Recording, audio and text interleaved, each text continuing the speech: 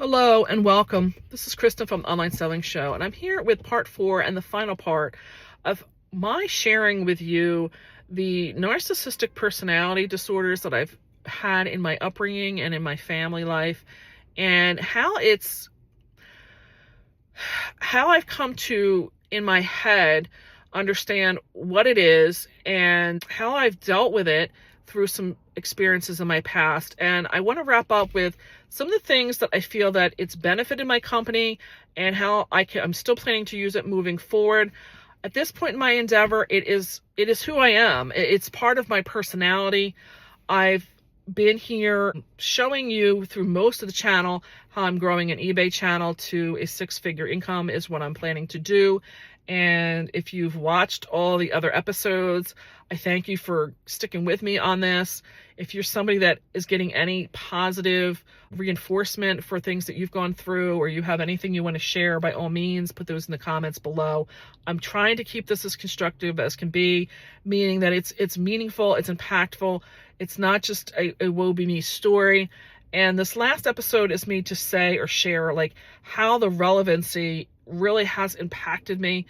When you've been through the narcissistic personality of people, as I've said, like, you never get to be the center of attention, and it becomes very difficult to accept when people give you like thank yous and congratulations, and it makes it very difficult, I'll be honest, to really celebrate all of those joys and milestones that you reach.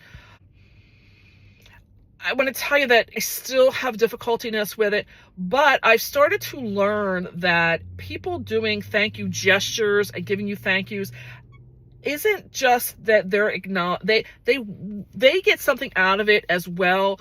And if you're going to constantly, I always thought of myself that I wasn't anything better or anything different than anybody. So if people were trying to give me the accolades and stuff like that, I would be like poo-pooing them. And I've had to learn that there's a lot of people that get self-esteem and something out of generosity to give it to you, as you should be in graciousness to accept it. So one of the things I've had to learn is to be gracious and accepting of compliments and awards, appreciation, and things like that. May sound a little strange, I understand. But when you've constantly learned that you're there as the worker bee, it's very difficult to break out of that role. One of the things that I've had to learn, and the sooner it can be done, the better, is that you have to become the person in charge. You have to be the person who's making a decision. Not all those decisions are going to be happy, and everybody's not going to like all of those decisions.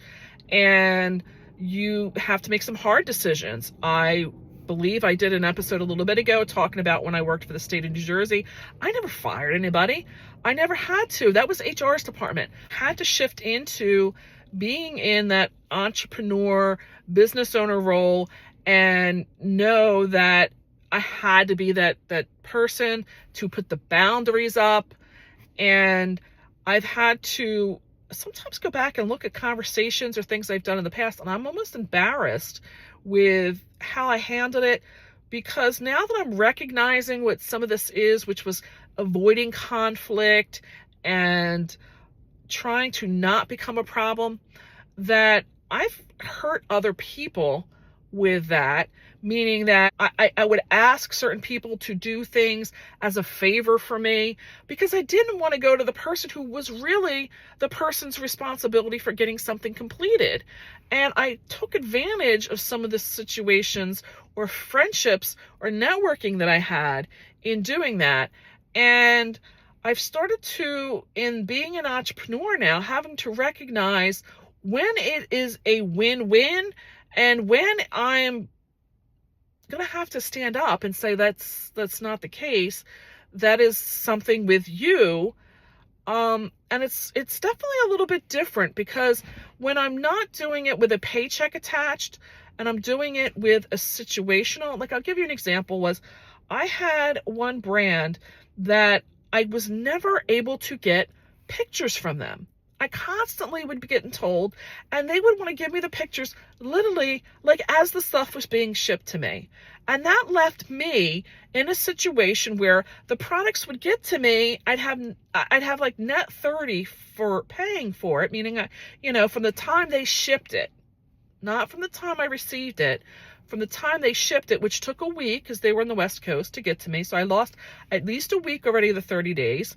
Then now I'm like in that time period scrambling to get photos and listings up. And my normal conflict personality would want to avoid that. And I would just keep doing it. And basically, by the time the invoice got due was when I would really have everything ready to go and being sold. And I finally had to say to my sales rep, let them know if they're not going to have photos for me by this such and such a date, don't ship me. Don't ship me. And she would say, oh, but they have the best products and they always sell so well for you. And I said, but you know what? I've dealt with them. At this point, it was like 3 or 4 years. They haven't made any changes in their business. They're not growing. They know this is a problem for them. That's on them. And I dealt with it as diplomatically as I could. And I had to let them know right up front that it was their problem. It wasn't my problem. And I'm going to tell you, I don't deal with that company really anymore. I think I get one product from them is what I'm planning to order this coming year. And they're still doing business the way they've been doing business. And if it's working for them, fine. I've had to learn that I don't need to be that person handling their problems for them at my expense. And I have a lot of other people, and I wasn't going to be very disrespectful about it. It just, here's the deadline. If you can meet it, that's great. If you can't, so be it. And I moved on. And these are just some ways I've had to learn, like I said, that when I want to go in there and I would start trying to do the sarcastic and the poking and the prodding, I've had to stop myself in recognizing that I'm doing these questions with no benefit for me.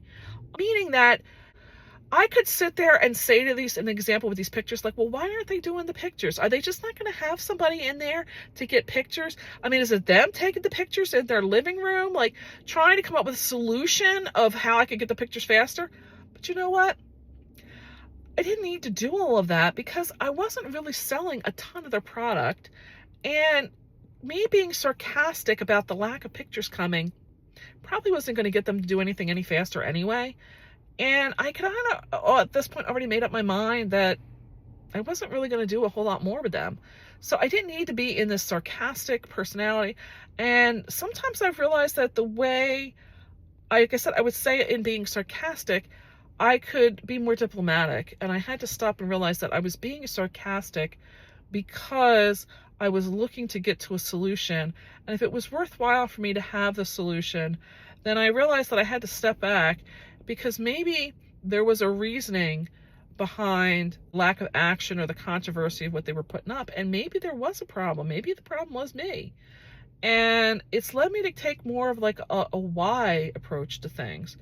And I've come to realize that when I get into the circumstances where I'm a little bit flustered or frustrated, I step back and I start saying and asking why questions. Can you tell me why it's taking so long? Is there something else in there? Maybe the why is that something that's totally out of their control, nothing that I can in any way benefit from. And I started just asking it in a very sincere, can you educate me, like, why this is the way that is?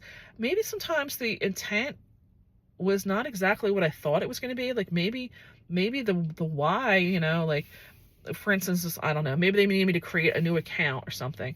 And if I ask them, like, well, why? Well, maybe they're just getting a whole new computer program. And I didn't know that. I'm just looking at it as frustrating. Like, God, every time I turn around, you guys want me to sign up for this next program. When I ask, I get educated. So to wrap this up, the way I tell you, most people would think that being in a narcissistic situation is bad. And I'm really not saying that I would want anybody to go through it. But I tell you that there is coping skills. If you have them, use them. Use them to your advantage for these business endeavors that you have going on, because the tenacity it takes to stay in business is never going to get easy. I've said it before that something like fear never goes away. If you're in a position in being an entrepreneur and you have no fear, that's when you should have fear. If you have no fear, there is always going to be fear of something. That contract's too big, you're too far in debt, you have too much overhead. I mean, whatever it may be, there's always going to be fear, and you have to just figure out ways to mitigate the fear and have a plan for dealing with the fear, basically. And everybody's going to have something that just did not serve them well in life. I don't know what the silver lining in all of it could be for you. I wish you a very prosperous endeavor should you choose to go through with all of this. If you are dealing with a narcissistic personality, there is probably a lot of similarities in my upbringing and my stories and sharing that you probably can relate to. I don't know that you can cookie cutter this to a situation for yourself, but I just want to become, like I said, in this YouTube trend, as transparent as I can. Some people who've really gotten to know me were like, wow, like the person they got to know was never really the person that they expected it to be. And I understand that we don't all have the same backgrounds and experiences in life, and I can't expect that if you have narcissistic personalities around you that you're doing the same thing. I would really like to hear from anybody on this topic of how you've been able to constructively turn things around. I said it in my other one, is that I'm not here for putting anybody down. I'm not even, like I said, the narcissistic personalities and my sphere of influence are still alive and well, and I really don't want anybody around me to start speculating, are they the one? Because at this point, it really, I know what it is, and I'm just dealing with it, and dealing with it on my terms. And that's what I would like for a lot of this conversation to get to, is that point where you can be uplifting and mature and just do what you need to do and get it done. So I'm going to say bye for now. I would appreciate a thumbs up if you got anything out of this video. Like I said, leave some comments down below, and I would appreciate if you would hit the subscribe button, because this is kind of the content that I would like to see on this channel, because this is the kind of content that I would like to be seeing as well. I would appreciate your time in watching this, and I'll say bye for now. See ya.